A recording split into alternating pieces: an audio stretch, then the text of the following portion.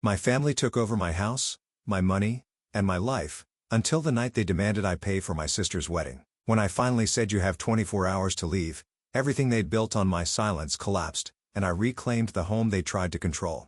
My father didn't shout when he tried to erase me. He just leaned back in the chair at my own dining table, looked me in the eye, and said, "It's your duty to pay for her wedding." My mother folded her napkin like this was etiquette, not execution. And Brooke, my little sister, kept a soft, satisfied smile, the kind she's worn her whole life when someone else was about to lose so she could win. I didn't cry. I didn't plead. I stood up, pushed my chair in, and said the calmest sentence I've ever spoken. "You have 24 hours to leave my house." And that was the moment everything shifted. My name is Daisy, and for most of my life, I thought keeping the peace was the same thing as keeping a family. I was the kid who learned early how to stay quiet, how to handle things myself, how to never be a problem.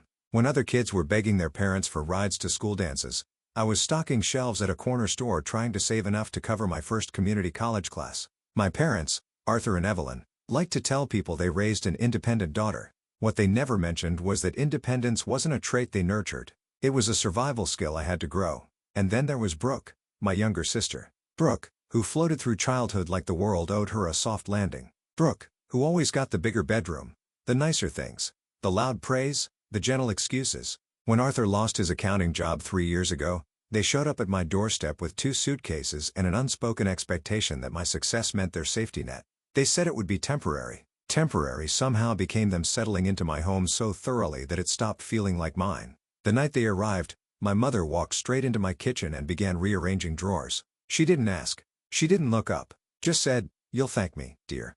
Efficiency matters." Arthur took over my home office within an hour, claiming he needed the space for a job search I never once saw him actually conduct. And Brooke, who was supposed to only visit for a few days, walked into my master bedroom, spun in a slow circle, and said, "This feels more like my vibe." By the end of the week, I was in the old guest room on a narrow bed I once bought for visiting friends. Bills doubled, then tripled. Someone kept adjusting the thermostat to a comfortable 72 as if I were running a resort. My car was borrowed without permission. Groceries vanished as soon as I set them down.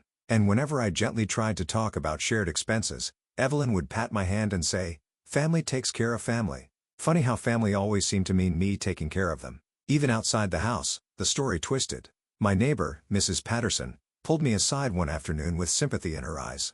"Your parents told me it's been hard on you financially," she whispered. "Hard on me while I was paying for everything." The truth was impossible to ignore,